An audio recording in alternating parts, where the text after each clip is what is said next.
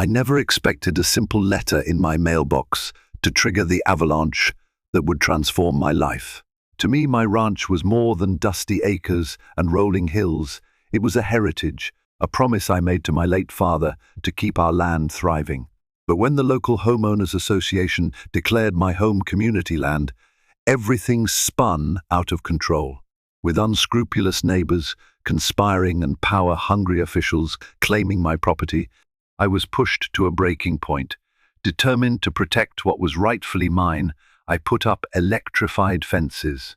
Little did I know, my act of defiance would spark a storm of revenge neither side would ever forget. They say a ranch is defined by its boundaries, endless fields stretching under the sun, the lines of barbed wire fences that protect precious livestock, and the farmhouses that shelter generations of memories. For me, those boundaries marked my sense of self.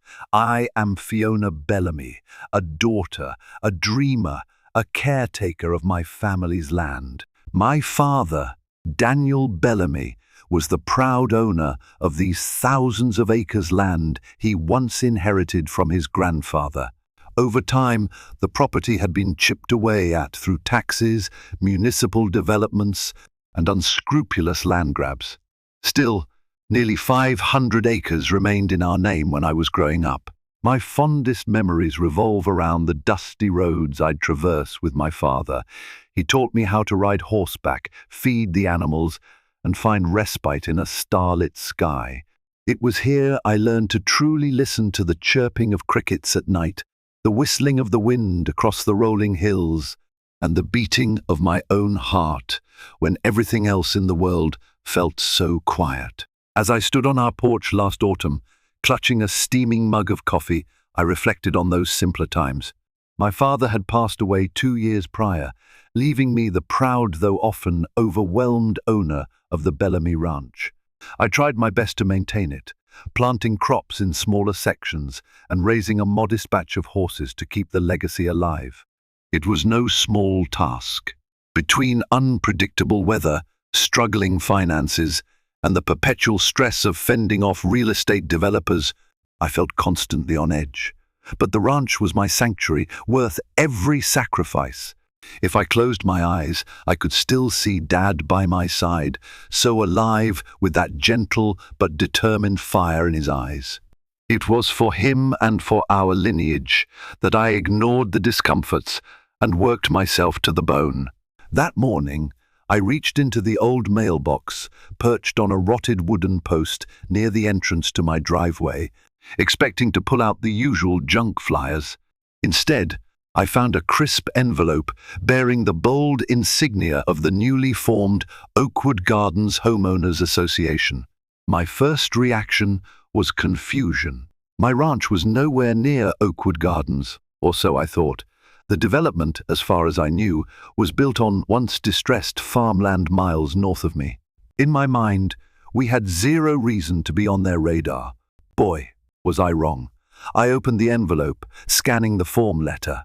They invoked some obscure revision to the county bylaws, claiming that portions of my land were designated for community development due to their adjacency to Oakwood Gardens' new annex. My mind whirled. Since when had a private HOA had the right to declare any part of my ranch community property? My eyes fixed on phrases like common recreational space, legal obligations, and due process. Tension coiled in my stomach. This letter was no courtesy notice. It was a warning that they intended to incorporate a sizable chunk of my land into their domain, complete with the insinuation that I was obligated to allow them access. My hands trembled with a mixture of fury and uncertainty. Deep down, I understood that the day would come when real estate pressures invaded my ranch for good. I just never anticipated the first blow would come from some newly minted HOA. I took a deep, quivering breath. Anger kindled in my chest, that same defensive spark my father used to have whenever anyone tried to take advantage of him. Whatever they thought they could do, I wasn't going to bend. I walked inside, ignoring the urgent braying of a donkey near the stables. I slumped into my kitchen chair, envelope in hand. My father had always warned me about big city developers, about fancy corporations that had no respect for farmland traditions. But an HOA? I never saw it coming. That ignorance would be the start of an epic storm swirling toward me, a storm I had no choice but to face. The next week was a blur of phone calls and research. I called the county office to clarify. The clerk on the other end sounded bored, flipping through forms while telling me that Oakwood Gardens, apparently flush with new residents, had proposed a multi-use community park. The plan included walking trails, mini lakes, and rest stops. They submitted a petition to the county to annex additional land that, according to centuries-old records, might or might not still belong to private owners. The clerk had no definitive answers. "You might want to consult a lawyer," was all she said before hanging up. Exasperated, I dialed up a local attorney, Brandon Mills, who specialized in land disputes. After hearing my story, he said, "HOAs can be tricky. They'll argue you're part of their territory if the original property lines overlap a planned development zone. It's rarely that simple, though. They have to produce official surveys, meeting records, and evidence you're within their new boundary. But these groups have money. They're relentless. Money. That was the crux. With Dad gone, I wasn't exactly flush with capital. The ranch's profits covered basic costs, feed for livestock, utility bills, a modest living. I'd always planned to fix up the old barn and maybe open a small riding school to generate extra revenue. But time had slipped away from me. I had no war chest for a protracted legal battle, which Brandon said could run into the tens of thousands. A few nights later, I sat in my father's old study. The outdated oak desk took up half the cramped room, but it made me feel safe, as if Dad's spirit was still guiding me. I pored over land deeds, original property surveys, and any bits of legal evidence proving that the boundaries of Bellamy Ranch had never changed. I'd show these HOA folks that my land was not for them to take. While rummaging through an old filing cabinet, I stumbled upon a dusty manila folder with the words "Land Title 1910" scrawled in my grandfather's looping handwriting. Inside, I found ancient records describing a boundary that extended from the creek by Maplewood Lane to the top ridge behind Oakwood. It sounded legitimate, but I had no idea how it would measure up in a modern court. Even so, I clung to those old documents like a lifeline. That weekend, a black SUV rolled up my driveway unannounced. 2 men in suits and a carefully groomed woman stepped out. They surveyed the place with the air of big city outsiders, curious and calculating. I stepped outside, my heart pounding. The woman approached, a plastic smile plastered on her face. "Hi, I'm Cheryl Harper. The first represent Oakwood Gardens HOA. Are you Fiona Bellamy?" "Yes," I said, crossing my arms over my chest. "You're trespassing, you know." Her smile faltered. She introduced the men as HOA board members, then cut to the chase. "We wanted to confirm property lines. Our records show a portion of this ranch is slated for community use. We're happy to discuss compensation or come to a mutual agreement." I could only muster a humorless laugh. "You mean I'd accept some pittance in exchange for letting you run walking trails across my fields?" "No, thank you. This ranch isn't for sale or for rent." Cheryl's composure slipped. "We're not your enemy, Miss Bellamy, but ignoring the legal process won't help you. You'd be wise to let us handle this amicably." Blood roared in my ears as I forced a tight smile, though my stomach churned. "You can leave now. If you have any real business, you can contact my attorney." With that, they retreated, but not before one of the men muttered something about old farmland owners refusing to adapt. I stood there, watching the SUV disappear down the driveway, the taste of anger thick in my mouth. That was the moment I realized this was bigger than a nuisance letter or a petty claim. The HOA was serious, and they were prepared to bulldoze my life to get what they wanted. When I look back on those days, I recall feeling both furious and alone. My father's old friends would drop by occasionally. They'd shake their heads and say, "That HOA can't possibly have a right to your land. Don't worry, Fiona, they'll give up soon." But reassurance from well-meaning neighbors only went so far. The tension in the air was tangible. Oddly enough, some of the other ranchers and local homeowners were intrigued by Oakwood Gardens. Their fancy new amenities like a community pool, tennis courts, and a cozy cafe offered a taste of modern convenience that the aging farmland didn't. After decades of living with dust and wide open fields, some folks found the promise of suburban comforts enticing. The more I listened, the more I realized the community was splitting, forming two camps, those who sided with tradition and with me, and those who welcomed the changes Oakwood might bring. A few of my so-called friends even urged me to be reasonable. They said letting part of my land go for public trails could attract tourists, maybe even bring in revenue for me. It's like a partnership, they argued, albeit half-heartedly. I saw the potential gains for them. They wanted to sell their smaller properties at a higher price if the region got a fancy rebranding. My ranch, with its unkempt charm, was an obstacle to their new ambitions. During this time, a local journalist, Rebecca Chen, contacted me for an interview. She worked for the county's newspaper, the Maplewood Times, and claimed she wanted to present a fair look at both sides. Desperate for any kind of exposure that might turn public opinion in my favor, I welcomed her to the ranch. Rebecca showed up with a notepad in hand, her eyes brimming with curiosity as she took in the creaky stable doors, the old tractor rusting near the barn, and the orchard of fruit trees that my grandmother had once nurtured. Over steaming cups of chamomile tea at my kitchen table, she asked me how I felt about the HOA's claims. I didn't hold back. "This land has been in my family for generations," I said.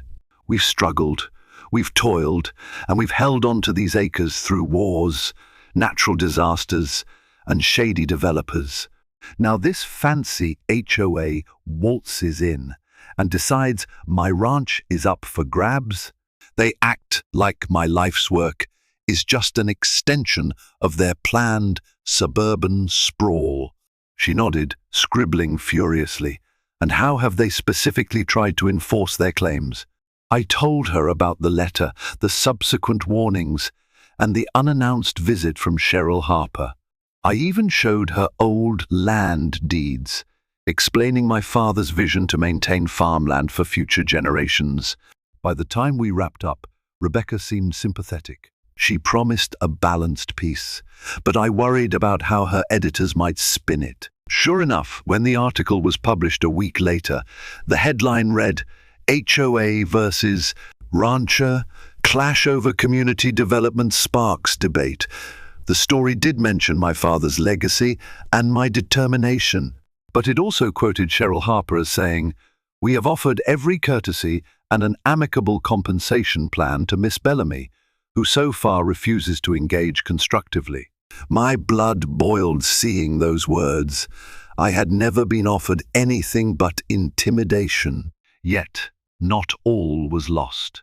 Readers flooded the comments section online, some outraged that an HOA could claim farmland. Others, presumably Oakwood Garden residents or supporters, argued that progress was inevitable.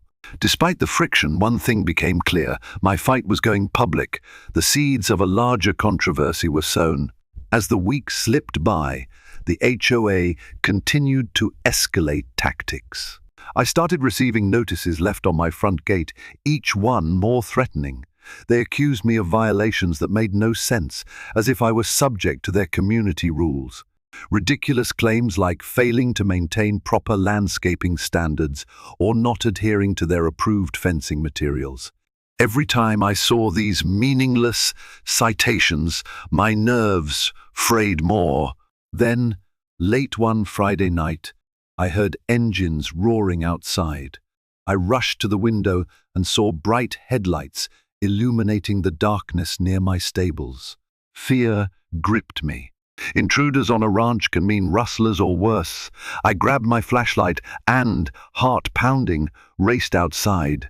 To my shock, I found a group of men wearing reflective jackets, shining spotlights onto the perimeter fence. "What are you doing here?" I shouted, voice cracking. One of them, a squat fellow with salt and pepper hair, replied, "Monsieur A.M., we're contractors hired by Oakwood Gardens. We're surveying the land for future development." I nearly dropped my flashlight. "Are you insane? You can't survey my property in the middle of the night without my permission." He shrugged, glancing at a piece of paper. "We have documentation saying we can survey the future site of the community park. We're just doing our job." Fury ignited inside me. I didn't care if these men were just doing their job. They were trespassing, plain and simple. I threatened to call the sheriff if they didn't leave immediately. That got their attention. They packed up equipment, but one of them muttered loud enough for me to hear, "She's making it harder on herself. The HOA will get this place eventually." My hands shook so badly I could barely dial the sheriff. When he arrived an hour later, his expression was sympathetic but non-committal. He agreed the men shouldn't be on my property without explicit permission, but they had a document that could be interpreted as a right to survey. I started to realize how murky the law could be, and how easily an HOA with enough money might manipulate it. That night, I barely slept. My father's voice echoed in my head, "Stand your ground, kiddo." But how? The lines between legal rights and corporate might were becoming hopelessly blurred. Exhaustion settled in like a stone in my chest. The next morning, as I inspected the property boundary for any damage, I noticed footprints near the fence. The idea of strangers stomping around my ranch in the darkness filled me with a kind of protective rage I'd never experienced. I was done playing nice. If they insisted on intruding, I would fight back with everything I had. That same weekend, I called a meeting of neighbors and local ranchers who had sympathized with me in the past. We gathered in my barn, the musty smell of old hay and horse tack filling the air. A dozen or so people showed up, some with their spouses, others alone. Among them was an older man named Harold Cooper, who had known my father for years. There was also Lucia Morales, whose small farm was rumored to be on the HOA's target list next. Harold spoke first.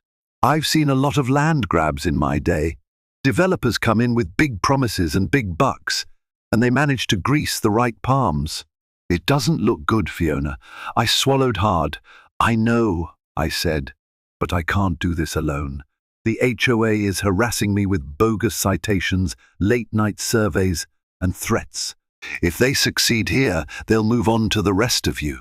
A murmur rippled through the barn. Lucia nodded in agreement, eyes darting nervously.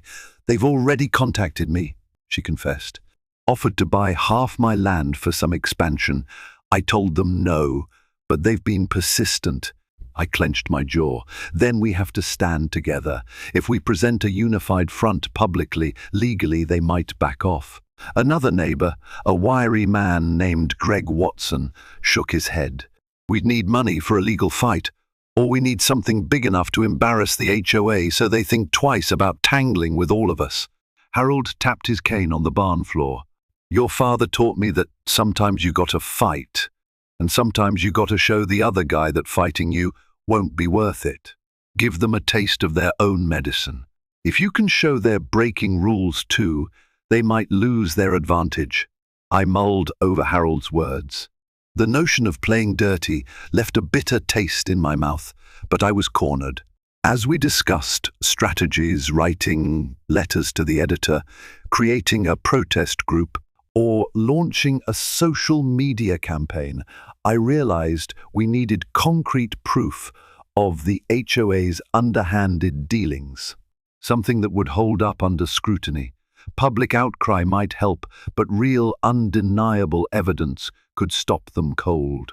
After the meeting, as folks filtered out, Harold lingered. "Fiona," he said softly, Your dad once told me there were people in the county courthouse who owed him favors. Your grandfather had helped them out years ago. Maybe you should check the old ledgers, see if there's anything that can help you now. My father had never mentioned such favors explicitly to me, but it wouldn't be out of character. He was always the helpful type, the kind of man who'd bail folks out of trouble with a handshake deal. Thanks, Harold, I said. I'll try anything at this point. Fueled by Harold's suggestion, I made my way to the county archives the following week. The building was an imposing structure of worn brick and stone, a relic from another century. Inside, the musty smell of old paper and the flickering fluorescent lights made the place feel timeless, as though the past were always just a page turn away. An elderly archivist, Miss Pierce, approached me in the quiet corridor. She wore half-moon glasses perched precariously on the tip of her nose. "May I help you?" I gave her a polite smile. "I'm looking for land records, old ones. Specifically anything referencing the Bellamy family ranch, maybe from the 1930s through the 1970s. She led me to a dimly lit room lined with shelves stuffed to the brim. "It might take some digging. Feel free to set up at one of the tables. Just be mindful of the fragile documents." I spent the entire day hunched over dusty ledgers, scanning property transfers, map updates, and legal notices. Most were irrelevant. Then, in a folder from 1952, I found something interesting, a notarized document referencing a land dispute between my grandfather and the county. The language was archaic, but it essentially stated that the Bellamy Ranch boundary extended beyond the current fence line to an area that partially overlapped with what is now Oakwood Gardens. According to this record, my grandfather had struck a deal to let the county lay a water pipeline through that section without relinquishing ownership. The official document ended with a statement that the property would remain Bellamy land, not to be reclassified for any future developments. I felt a spark of hope. If this old agreement was still valid, Oakwood Gardens' entire premise that my land fell under their boundary was flawed. I carefully copied the file reference, planning to pass it along to Brandon Mills, my attorney. Before I left, Miss Pierce quietly approached me again. "Find what you needed." "I think so," I replied, trying to keep my excitement in check. "Maybe more than I expected." She nodded knowingly. "I've been following your story in the newspaper. Don't let them steamroll you, dear. The past holds more power than people realize." Armed with these newfound records, I felt a surge of confidence. For the first time in weeks, I drove home without the usual knot of anxiety in my stomach. Yet, little did I know, the HOA had no intention of fighting fair. My small victory in the dusty archives was just a stepping stone to a much darker conflict. Days passed in relative calm, which should have been my first warning that something was off. When the other side in a dispute goes silent, they're often plotting behind the scenes. One afternoon, a neighbor, Christine Walker, dropped by unannounced. She and I had a friendly relationship, bonded over homemade pies and gossip about local events. I'd never suspected she might be working with the HOA. As she sipped iced tea in my living room, she said, "You know, I've been thinking about your dilemma. Maybe Oakwood Gardens has some positive aspects. The roads are well maintained, property values have gone up near their communities, and you'd have better security. Couldn't you consider letting them build on a small corner of your ranch?" Her words landed like a slap. "What are you talking about, Christine? You know how much this land means to me." She shrugged, feigning casualness. "Just looking out for you. I heard from someone on the HOA board that they're still open to negotiation. They have the money, Fiona. Maybe you can find a middle ground." Alarm bells went off in my head. This wasn't the Christine I knew. Her stance had changed too dramatically. Suspicion bubbled up. "You're talking like their spokesperson," I said, trying to keep my voice steady. "Did they approach you?" She looked away, fiddling with her glass. "They might have asked for my help, bridging the gap. Offered me a seat on some subcommittee. It's all hush-hush. But I think they just want to do right by everyone." I set down my own glass with a definitive thud, hot anger flushing my cheeks. "So, you're telling me you're on their side now?" Christine pursed her lips. "You're too stubborn to see how you could benefit. The world is changing, Fiona. If you don't adapt, you get left behind." A sinking realization washed over me. They were systematically winning over neighbors, maybe even bribing them with positions or promises of profit. "I see," I managed, voice icy. "Christine, the first think you should leave." She shrugged again, looking almost relieved to escape the confrontation. Once she was gone, I paced the living room, my anger turning to heartbreak. This was a woman I'd trusted. Now she stood firmly with my adversaries, embodying the creeping influence of the HOA. My father once told me, when it comes to land, even friends become foes. I never wanted to believe it, but here was proof. Later that same night, I turned on the local news, hoping to see if there were any updates about my case or Oakwood Gardens. Instead, I stumbled on a segment about how Bellamy Ranch is resisting progress. A reporter quoted an anonymous HOA source who accused me of hindering community well-being and threatening local families by refusing to allow safe walking trails. I felt my stomach twist. This was a full-scale smear campaign. I was losing control of the narrative, and neighbors were turning against me faster than I could rally them. My earlier hope from the archival discovery was overshadowed by a new wave of dread. Even if I had the legal documents to prove ownership, the court of public opinion was inching toward the HOA. My only solace was the belief that truth would come out sooner or later. In desperate times, people do desperate things, and I was no exception. The final straw came when a small group of Oakwood Gardens residents waltzed onto my ranch, claiming they had a right to walk the grounds in anticipation of future trails. They showed up one Sunday morning, armed with cameras. I politely but firmly told them to leave, pointing out they were trespassing. They laughed in my face, insisting they were on public land. The audacity was staggering. Fueled by rage and fear, I decided to erect electrified fences along the entire boundary of the property. It wasn't an easy or cheap move, but I used my limited funds and even went into a bit of debt to get it done quickly. I hired a local contractor who understood the precarious position I was in. We spent days rolling out high-voltage wiring atop wooden posts, ensuring signs were clearly displayed: "Electrified fence, do not touch." The day we activated the fences was both exhilarating and terrifying. My ranch now looked like a fortress, but I felt safer. At least I was sending a clear message: I would not be bullied out of my land. As word spread, uproar ensued. Some folks claimed I was endangering children and wildlife. Others defended my right to protect private property. The local news stations broadcast footage of the shining metal wires and bright danger signs.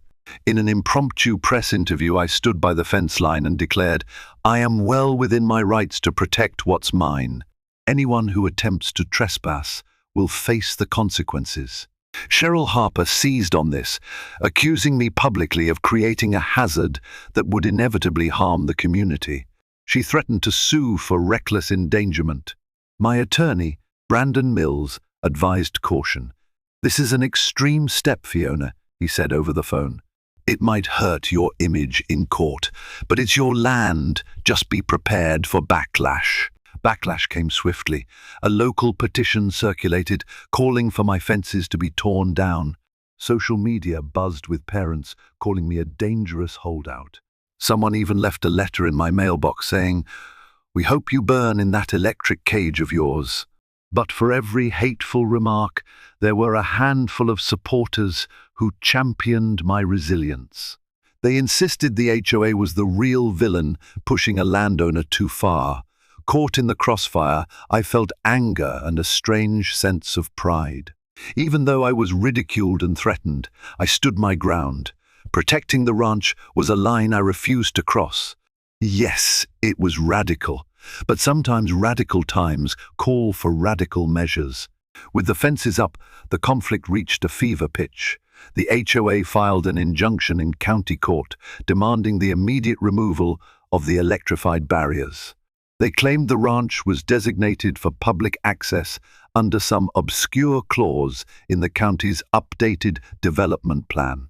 My attorney fired back, producing the 1952 agreement from the archives and the original land deeds. We argued that the ranch had been recognized as private property for generations, with explicit protections. The case quickly outgrew the modest confines of Maplewood County. Larger news outlets caught wind of the dispute, framing it as a clash between old farmland tradition and modern suburban development. One headline read, "Barbed wires versus new suburbs, a landowner's desperate stand." I gritted my teeth. Desperate? Sure, maybe, but justified. In the midst of this media circus, the personal toll was overwhelming. My bank account drained with each legal filing and fence upgrade. The ranch work suffered because of my constant distraction and stress. Even my relationships were tested. Old friends avoided me, while new allies emerged from unlikely places. Lucia Morales became a steadfast supporter, helping me care for my animals and handle errands while I juggled court appearances and meetings with Brandon. Late one evening, I was reviewing legal documents at the kitchen table when I heard a truck engine revving outside. Peeking through the window, I saw headlights pointed right at my front porch. Fear clutched me, and I quickly grabbed my phone to call the sheriff if needed. I stepped outside, the truck's bright lights nearly blinding me. Then the engine roared, and the vehicle peeled away.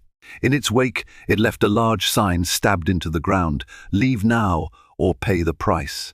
My hands shook as I yanked the sign from the dirt. It was a direct threat, hammered home with crude letters, dripping with intimidation. For a moment I couldn't breathe, then a fierce determination coursed through me. They might scare me, but I would not run. This was my home. I retreated inside, adrenaline coursing, and realized something crucial. The HOA itself might not be behind these more brutal intimidation tactics. But someone in their orbit, some extremist who stood to gain from my fall, was fueling this harassment campaign. And if they thought a violent threat would make me cave, they had no idea who they were dealing with. Court sessions began, and the tension gnawed at me every single day. Cheryl Harper and her legal team sat across the aisle, wearing smug expressions. They paraded various experts who claimed the ranch's boundaries were in doubt due to the region's shifting lines over the decades. My own lawyer countered with the archived documents and testimonies from local historians. We hammered home the point that my family never relinquished ownership of that land. Each side accused the other of misinterpretation and unethical conduct. Outside the courthouse, protesters gathered. Some waved signs saying "Protect private property," while others chanted "Share the land." The conflict had escalated into a community wedge issue, dividing families and friendships. Camera crews circled like vultures, capturing every tense moment. One morning, the judge, an older woman with silver hair pinned in a tight bun, raised a hand to silence the bickering attorneys. "This case is layered, involving historical records and modern zoning laws," she remarked. "We need a thorough investigation, so I'm granting a continuance of 2 weeks to gather further evidence. After that, I intend to issue a ruling." Those 2 weeks felt like a final countdown. Either I'd prove once and for all that the ranch was private property, or the HOA would swallow up my birthright. Every day, New rumors sprang up that the HOA had bribed officials, that they'd discovered a loophole in the 1952 agreement, that they planned to break ground on my land the minute the judge gave them an inch. My nightmares were full of bulldozers flattening my fields, leaving me helpless. In those dreams, my father stood in the distance, powerless to stop it. I'd wake up drenched in sweat, determined to keep fighting. If I failed, I'd fail knowing I did all I could. During that tense 2-week window, I set out to uncover any shady dealings that might prove the HOA had no right to my land. My breakthrough arrived unexpectedly. One afternoon, I received a phone call from an unknown number. The voice on the other end was hushed, almost frantic. "Miss Bellamy," the caller whispered, "my name is Daniel Perez. I'm a former legal aide for Oakwood Gardens. I have information documents that show they manipulated county records to redraw the property lines. I left the HOA after I discovered the scandal, but I'm afraid for my safety. I can't talk here. Meet me tomorrow at Maplewood Motel, room 12 at 6 p.m. Come alone." My heart pounded. Was this a trap or a lifeline? My gut told me it could be real. The mention of manipulated county records aligned too well with the suspicious behavior I'd seen. Cautiously, I agreed.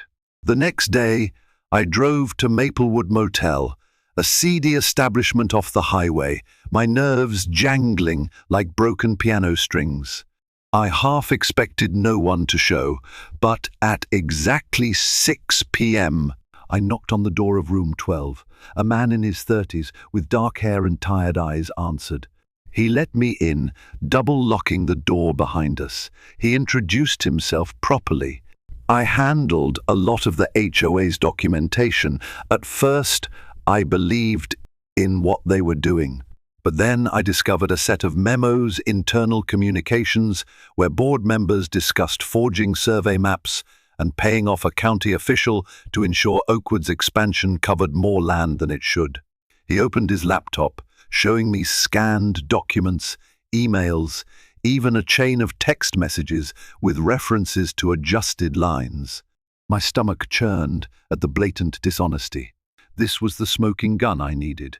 In black and white, it showed Cheryl Harper and other board members planning to illegally claim private land by updating official county maps. "Why come to me now?" I asked, still cautious. "What's changed?" Daniel's eyes flickered with guilt. "I can't live with myself. They said it was a harmless technicality, that it wouldn't hurt anyone. But seeing how far they've gone, threats, harassment, I realized I was part of something horrible. I resigned. I'm risking my career giving you this, but it's the right thing." I felt an overwhelming sense of relief. This evidence could blow the HOA's case apart, but I also felt a pang of empathy for Daniel. He'd be targeted for exposing them. "Thank you," I whispered. "I promise to keep you safe as much as I can. I'll give these documents to my attorney, but we'll keep your identity confidential." He nodded, slipping me a USB drive with all the files. We parted ways cautiously, both aware of the risk. Driving back to the ranch, I allowed a glimmer of triumph to spark in my chest for the first time. The tide might finally be turning. The fateful day arrived, the 2-week continuance ended, and we stood once more in the stately county courtroom. Cheryl Harper wore a conservative, black suit, her lips pressed into a thin line. The judge's gaze swept across the room. Brandon Mills led with our new evidence, requesting permission to present critical documentation that emerged during the continuance. The judge allowed it. Standing before the bench, Brandon detailed the allegations that the HOA board falsified land surveys, bribed a county official, and knowingly published inaccurate claims about the ranch's boundaries. Cheryl's attorney sputtered denials, accusing us of forging the evidence. But Brandon calmly presented the chain of emails, complete with timestamps, names, and references to the county officials' bank account deposits. Quiet tension filled the courtroom as each piece of evidence piled on. The judge's face grew stony, her eyes flicking to Cheryl Harper, whose composure began to crack. When the cross-examination began, Brandon forced Cheryl to address specific emails in front of the judge. She squirmed, tried to deflect, and eventually resorted to claiming ignorance.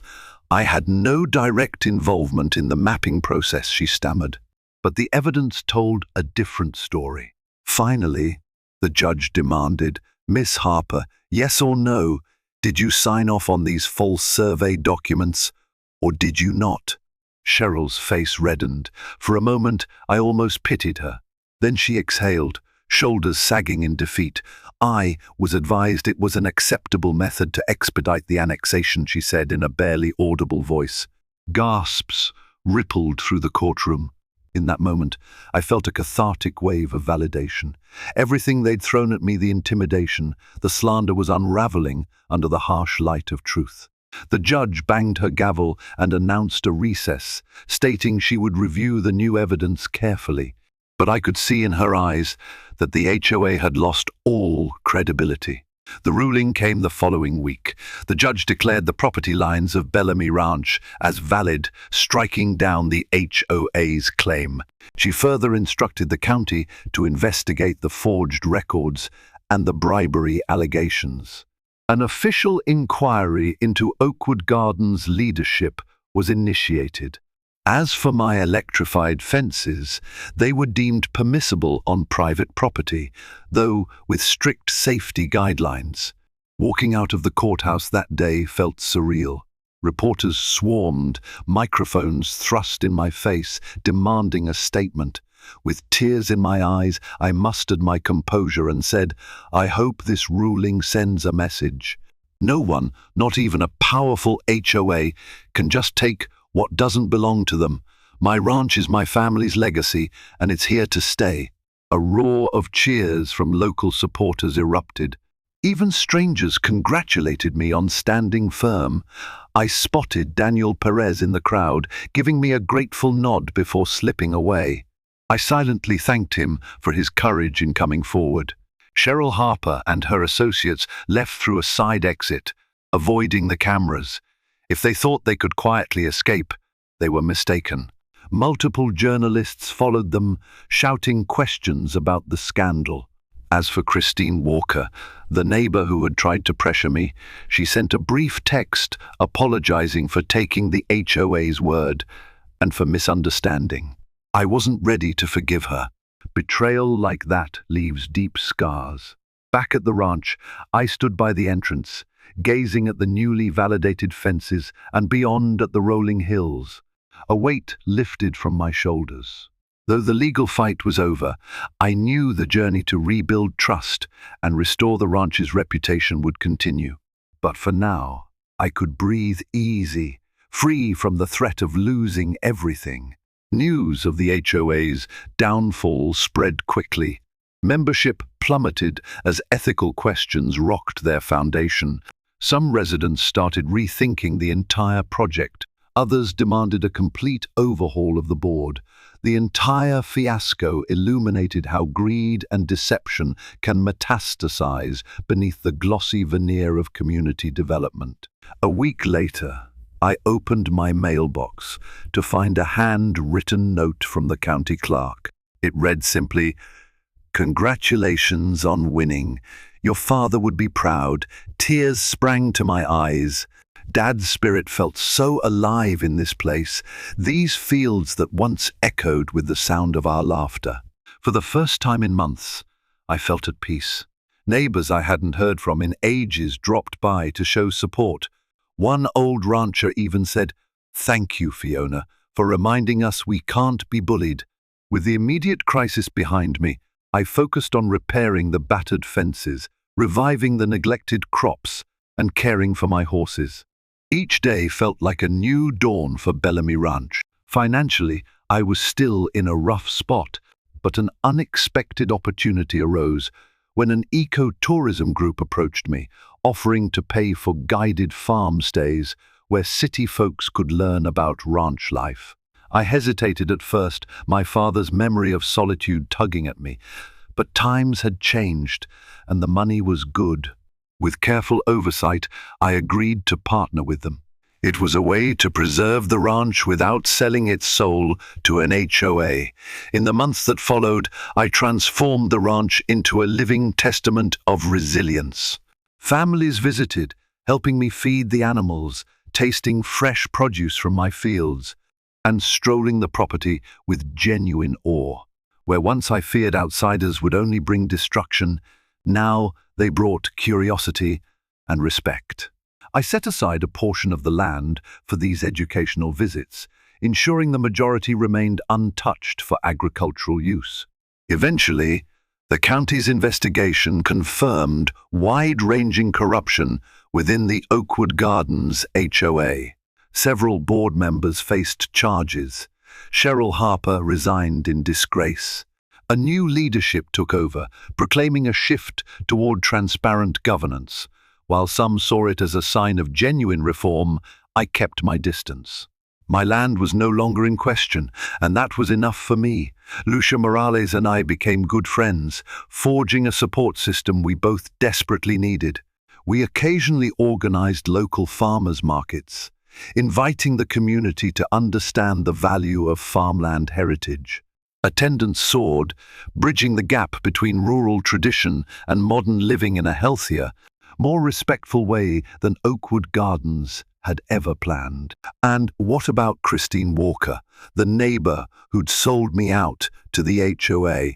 She tried to mend fences figuratively and literally. I allowed her to apologize, but kept her at arm's length, ensuring she understood some betrayals don't simply vanish with a few kind words. Over time, we reached a polite cordiality. My father always said, "You can forgive, but never forget," and I followed that wisdom. A year after the court ruling, I was invited to speak at a local fair about protecting private land in changing times. Standing on a small stage, microphone in hand, I surveyed the modest crowd. Families, ranchers, curious townfolk, all these people curious to hear my story. The once crippling fear of public speaking melted away as I realized how important it was to share my experience. Not long ago, I began, my voice steady. I stood alone, facing what felt like an unbeatable foe. An HOA had declared my family's ranch to be their future community land without my consent. They used legal loopholes, intimidation, and even bribery, but with persistence, truth, and the help of good people, I kept what's rightfully mine. This land isn't just a commodity. It's a legacy, a piece of who I am. Warm applause rippled across the audience. I took a moment to compose myself, emotions welling up. If there's one lesson I learned, it's that we can't let fear or greed rob us of what matters most, our heritage, our roots, our sense of belonging. Fight for it, because nobody else will, and believe me, it's worth it. My words resonated, not just because I said them, but because everyone in that audience at some level understood the importance of defending what we hold dear. Afterward, people approached to share stories of their own battles against corporations, neighbors, or government bodies. In every tale, I heard echoes of resilience. It was humbling, and it reminded me that I wasn't alone anymore. Life on Bellamy Ranch soon settled into a new normal. I removed the electrified component of the fence, replacing it with more traditional wire fencing, an olive branch of sorts, signifying that while I'd stand my ground, I wasn't needlessly aggressive. Word of mouth spread about my ranch tours and the immersive experience of living farm life. Bookings increased, providing a stable income. I no longer worried about losing my ranch to overdue bills. On a personal note, I found myself opening up to the idea of companionship. Through a mutual friend, I met a veterinarian, Rachel, who specialized in large animals. At first, we bonded over our shared love of horses, then discovered we had so much more in common. She eventually moved to the ranch, helping with the animals and bringing a warmth I hadn't felt since my father's passing. For the first time in ages, I felt a sense of genuine hope, not just for the ranch, but for my future. On quiet evenings, I'd take a gentle ride on horseback along the perimeter, watching the sun dip below the rolling hills. I'd pause at my father's favorite spot near the old oak tree, where we used to chat after a long day's work. Often, I'd sense his presence, as if he were whispering words of encouragement. My voice would break the evening stillness. "We did it, Dad. We kept the ranch safe." The final twist in this story might be that the greatest revenge I exacted on the HOA wasn't a flashy court drama or a ruinous lawsuit. It was simply living here in peace, sustaining the land and my legacy, showing them that honest resolve could triumph over greed. In a world so often consumed by expansions and profit margins, preserving a single ranch felt like an act of defiance. And I wore that defiance proudly, like a badge of honor. Thank you for joining me on this unforgettable journey of deceit, resilience, and redemption. Standing my ground against an unstoppable HOA was never just about land, it was about my identity, my family's legacy, and the people who supported me when all hope seemed lost. I hope my story inspires you to fight for what's right, whether it's your home, your passion, or your sense of belonging. If you found this story moving or empowering, please hit that like button below. Share it with friends, family, and anyone who needs a reminder that a determined spirit can conquer seemingly insurmountable odds. And don't forget to subscribe to my channel for more real-life stories of triumph and survival, along with tips on standing up for your rights. Together, let's keep our dreams alive and never let anyone take away what truly belongs to us.